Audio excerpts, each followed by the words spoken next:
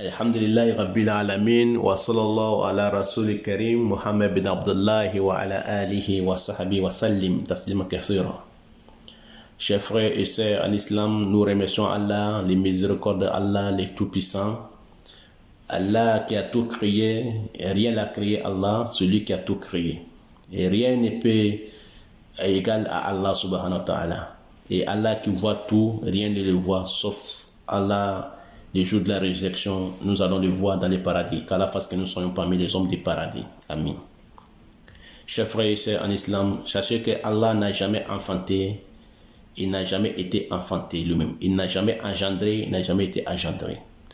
Il est tout seul dans l'univers avec ses anges. C'est le maître de l'univers et le maître dans l'espace et dans les maîtres du monde. C'est lui qui a tout créé et rien n'a créé. Nous sommes des fabricants, des bricoleurs. Nous ne créons rien, mais nous fabriquons de ce que Allah a créé. Tout ce que nous voyons, des voitures, des avions, des vélos, tout ce que nous voyons sur la terre, que nous possédons, rien n'est à nous. C'est Allah qui a tout créé et nous l'avons pris pour faire des fabrications. Des avions, des bateaux, des portables, des motos. Tout ce que nous voyons, des lits, des matelas, tout ce que nous voyons, la lumière, nous avons fabriqué, nous avons bricolé. Mais le créateur, c'est lui seul qui crée. Il a créé lui seul, Allah. Et rien ne peut faire comme lui. Rien n'est égal à lui dans sa création. Donc nous le remercions. Il était là avant toute chose, il sera là aussi après toute chose.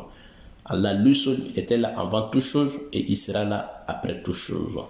Chers frères et sœurs en islam, ne vous confiez pas aux devins, ne vous confiez pas aux marabouts ou aux charlatans. Ils sont là seulement que vous escroquez et mangez l'argent. Mangez l'argent des pauvres gens. Donc Allah subhanahu wa ta'ala nous protège de cela. Donc confiez-vous à Allah subhanahu wa ta'ala. Allah nous a donné l'interprétation des rêves. Les rêves, nous sommes venus pour que nous puissions sortir de nos problèmes. Si l'interpréteur a été très habile, s'il a été très béni par Allah dans l'interprétation qu'il va vous faire. Donc c'est lui, Allah subhanahu wa ta'ala, qui connaît l'essence de l'interprétation des rêves. Nous ne connaissons rien dans l'essence, sauf que ce que Allah nous a inspiré.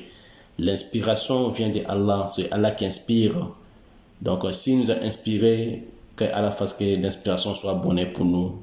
Donc, nous interprétons les rêves pour que nous aidons nos frères et sœurs musulmans ou les gens dans ce monde, que ce soit musulmans ou pas musulmans, qui vont nous écouter. Et qu'Allah fasse que les rêves là, l'interprétation des rêves soit bonne pour tout le monde, que ce soit musulman ou pas musulman, ou que tu sois chrétien ou pas chrétien, ou juif pas juif, ou païen. Le but est d'orienter les gens vers le vrai créateur qui est Allah subhanahu wa ta'ala, qui a créé toutes choses, qui rien n'a créé. Que nous ne sommes pas sur cette terre pour amusement. Nous ne sommes pas là pour rester éternellement. Nous sommes là des passages.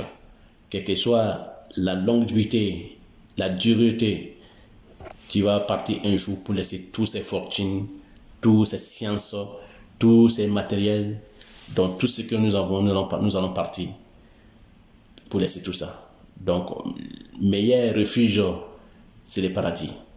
Donc, qu'Allah fasse que nous partons dans les paradis avec les gens que Allah les a déjà orientés dans les paradis. Qu'Allah fasse que nous soyons parmi les gens du paradis. Nous ne sommes pas sur cette terre pour ne rien. Nous ne sommes pas là pour amuser comme certains le pensent. Nous sommes là pour travailler, pour se repentir, pour remercier Allah, pour l'adorer, pour retourner dans les paradis. Nous ne sommes pas là pour amusement. Allah dit s'il voulait créer le monde pour amusement, il allait garder le monde chez lui là-bas. Il allait garder le monde. Il n'allait pas créer le monde, quoi. Mais si tu vois qu'il a créé le monde, c'est les épreuves. Toute chose dans la vie, pour l'avoir, il faut souffrir.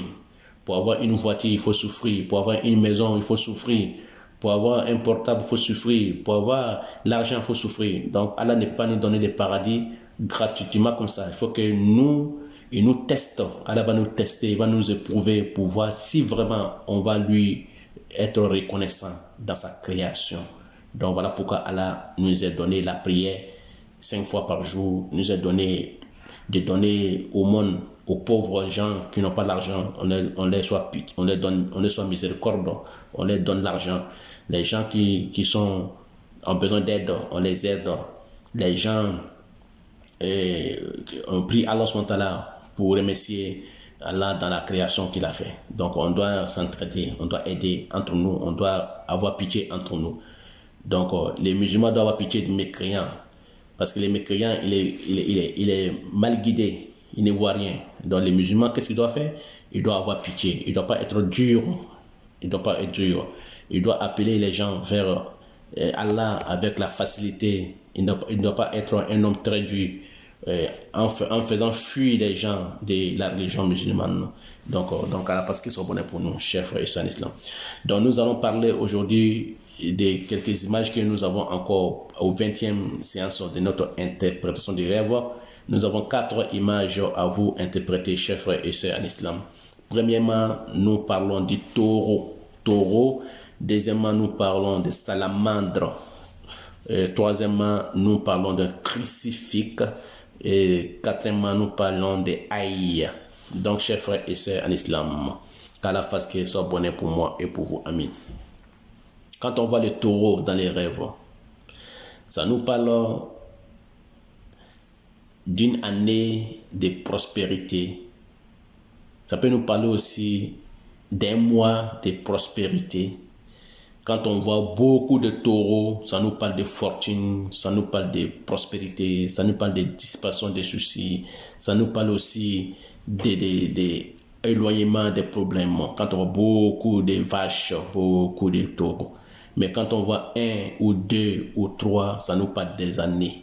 De 1 jusqu'à 2, 3 et 4, 5, 6, 7. Donc, nombre impair jusqu'à 9, ça nous parle des années. Ça nous parle des années. Donc, quand on voit qu'il y a plusieurs taureaux, ça nous parle de prospérité, de l'argent, de succès. Donc, ça nous parle d'éloignement des soucis. Donc, chers frères et sœurs en islam, ça nous parle aussi de la guerre, ou ça nous parle d'un chef militaire. Quand on voit un taureau, ça nous parle d'un chef de militaire, ou ça nous parle d'un chef de guerre à cause de ses cornes. Chers frères et sœurs en islam, ça nous parle aussi de beaucoup de prospérité dans l'année à l'avenir pour les réveils, Inch'Allah. Et la terre en arabe nous signifie ici les cimetières. Ça nous parle des cimetières. Quand on voit la terre lui-même, ça nous parle des cimetières, ça nous parle des cachettes. Donc les terrains agricoles nous parlent toujours d'un terrain de guerre. Ça nous parle d'un terrain de rassemblement. Ça nous parle d'un terrain de manifestations. Qu'Allah fasse que ce soit bonheur pour nous. Amin, amin, amin, amin.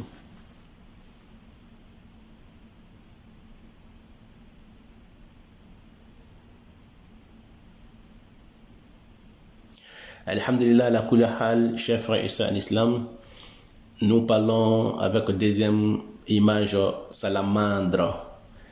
Il y en a qui rêvent beaucoup de salamandres et la vache, comme nous avons dit. Donc nous allons parler de salamandre. Donc ça nous parle d'un homme traître. Un homme traître. C'est un traître. Un homme qui trahit les gens.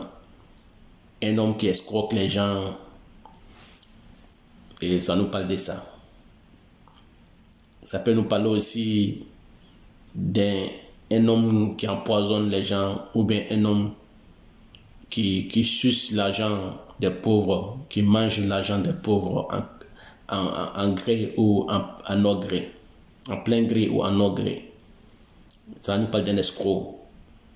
Ça peut nous parler aussi d'un homme qui désobéit à son chef, que ce soit Dieu ou son patron ou d'autres choses. Il est désobéissant à tout ça. C'est un homme désobéissant, ou bien c'est une femme désobéissante. Ça peut nous parler aussi, chers frères et sœurs, en islam, quand la salamandre crache, ça nous parle, ou bien quand il souffle, quand il crache ou il souffle, ça nous parle des mauvaises choses qui n'est pas bon, chers frères et sœurs en islam.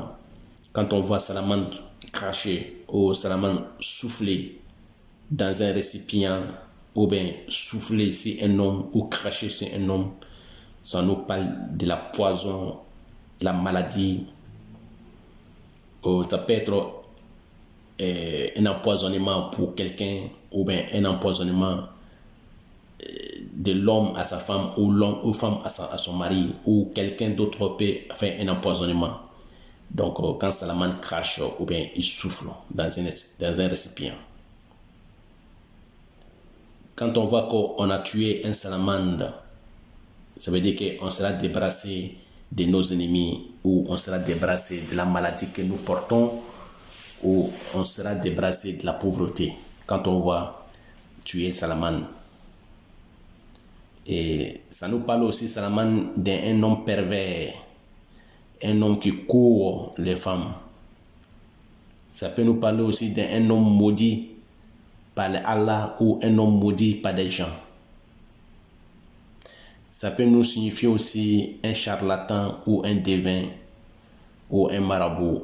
Tous les gens qui escroquent les gens ou qui s'asseyent pour dire aux gens qu'ils peuvent résoudre des problèmes avec tel médicament ou avec tel chapitre. Ça nous parle de tout ça. Donc,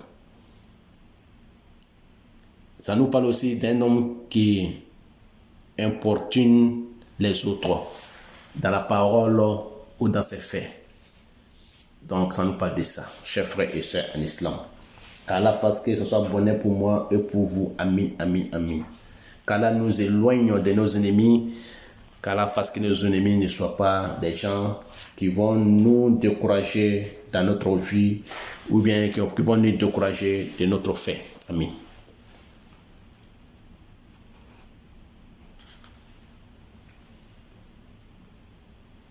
Alhamdulillah, ala kulli hal, chers frères et sœurs en islam, nous remercions Allah. Nous parlons ici au troisième image crucifique. Pour les rêveurs qui tient le crucifix dans sa main, cela signifie la mécréance ou l'association ou la désobéissance ou la perversité ou la trahison ou la prison ou le châtiment. Quand tu vois une crucifix dans la main du rêveur, ça peut nous parler aussi de trahison envers un chef, ou bien envers un président, ou envers un guide, ou bien envers un responsable de travail, directeur du travail. Ça nous parle aussi de la calamité pour les rêveurs, ou ça peut nous parler d'un enfant maladif. Ça peut nous parler d'un enfant maladif. Qu'Allah fasse que ce soit bonheur pour moi et pour vos chers frères et sœurs en islam. Amin.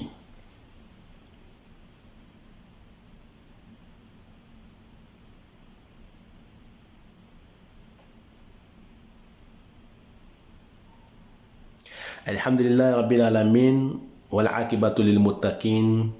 Chers frères et sœurs en islam, sachez que meilleure fin est pour les gens qui croient à Allah. Ceux qui croient à Allah, ceux qui ont cru à Allah, c'est eux qui ont bonne fin. Donc Allah fasse que nous soyons parmi les gens que Allah donnera bonne fin. Amin. Nous parlons de quatrième image, aïe. Quand on voit aïe, l'ail et oignon nous fait même interprétation, chers frères et sœurs en islam. Qu'Allah fasse que ce soit bonheur pour moi et pour vous. Chers frères et sœurs en islam, après avoir dit salam alaikum wa rahmatullah wa barakatuhu, la baraka de Allah soit sur nous, chers frères et sœurs en islam. Nous parlons de aïe. Un homme, ça nous parle d'un homme rabaissé, un homme diminué, un homme que les gens ne détestent, ne le considèrent pas. Un homme, les gens le détestent. Un homme que les gens ne considèrent pas. Ou bien un homme, les gens le rabaissent. Ça peut nous parler aussi de la guérison pour un malade qui a trop duré dans sa maladie. Ou bien ça peut parler de la guérison pour un homme qui est habité par des djinns, par des génies. Un homme qui est habité par les génies ou un homme qui est habité par les créatures maléfiques. Ça nous parle aussi de la prospérité, chers frères. Quand on voit beaucoup d'ail ou oignons chez toi à la maison ou dans les locales chez toi, ça nous parle de beaucoup de prospérité. Ça nous parle aussi d'une mauvaise parole pour celui qui les mange. Quand il voit manger les ail ou les oignons, ça parle de celui qui ne prononce jamais une bonne parole. Celui qui parle toujours des paroles qui sont dégoûtantes, les paroles qui ne sont pas bonnes. Et ça nous parle aussi de la maladie des djinns. Ça parle des maladies des djinns pour un homme ou pour une femme, pour celui qui l'achète. Quand tu vois que tu l'achètes un ou deux, ça parle que tu es habité par un djinn, ou ça parle que tu es habité par un shaitan, ou tu vas avoir une maladie de djinn, ou tu vas avoir une maladie de shaitan. Pour celui qu'on l'a donné, quelqu'un t'a donné l'ail ou oignon,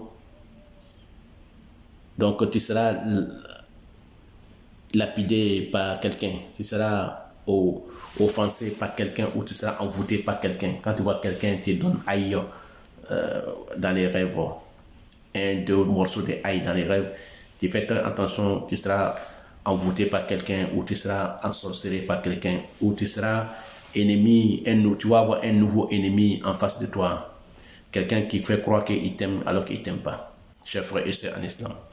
Voilà ce que je pourrais vous dire dans l'interprétation du 20e séance de l'interprétation des rêves selon l'islam. Chers frères et sœurs en islam. Qu'Allah fasse que ce soit bonheur pour moi et pour vous. Amin, amin. Alhamdulillah, chers frères et sœurs en islam, pour celui qui voit que il a un problème de djinn, c'est-à-dire qu'il voit qu'il est habité par les djinns, où les shaitans les fatiguent beaucoup.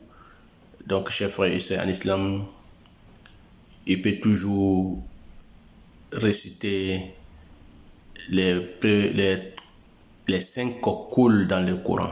Les 5 couls dans le Coran veut dire quoi? Suratul Jinn, qui commence par Kul uhiya ilayya annahu istama'a nafarun min al-jinni. Il peut réciter toute cette sourate-là dans l'eau, en soufflant dans l'eau. C'est-à-dire que la sourate al-Jinni, qui récite tout dans dans un récipient d'eau, ou bien Zamzam, tu as l'eau de Zamzam.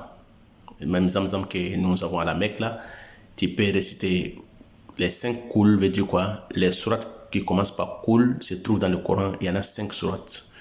Donc je vous cite. Premièrement, c'est Suratul Jinn qui commence par Kul uhiya ilayya annahu istama'a nafarun min al-jinni faqalu inna sami'na al-Qur'ana ajaba. Donc ces versets, vous récitez toute la sourate jusqu'à la fin. Donc vous soufflez dans l'eau, dans les récipients, que ce soit Zamzam ou l'eau simple, ou l'eau de la mer aussi. Vous pouvez prendre l'eau de la mer pour le faire. Deuxième sourate qui suit, c'est Qul ya ayyuhal kafirun. Vous le connaissez, tout le monde le connaît. Qul ya ayyuhal kafirun. Donc vous récitez ça, vous soufflez, vous récitez toute la sourate Qul ya ayyuhal kafirun et vous soufflez dans l'eau de la mer ou l'eau des Zamzam ou l'eau simple. Troisième sourate, c'est Al-Ikhlas, Qul huwa Allahu ahadu, Allahu samad, jusqu'à la fin. Donc vous récitez toute la sourate Qul huwa Allahu ahadu et vous soufflez dans l'eau, donc de la mer ou l'eau des Zamzam ou l'eau qui se trouve dans les récipients. Et quatrième sourate, c'est Qul a'udhu birabbil falak min sharri ma khalaq. Donc Qul a'udhu birabbil falak. Vous récitez toute la sourate, vous soufflez toujours dans l'eau, dans le récipient. Et cinquième sourate qui est le cinquième Kul, c'est Kul a'udhu birabbin nas qui suit Kul a'udhu birabbil falak. Donc Kul a'udhu birabbin nas qui est la fin du Coran, la fin de la sourate du Coran. Donc Kul a'udhu birabbin nas. Donc vous les récitez. Donc ça nous fait les 5 Kul dans le Coran. Donc Kul uhiya ilayya, sourate Jinn. Kul ya ayyuhal kafirun. Kul a'udhu birabbil, Kul huwallahu ahadun Allahu samadun. Kul a'udhu birabbil falaki. Kul a'udhu birabbin nas.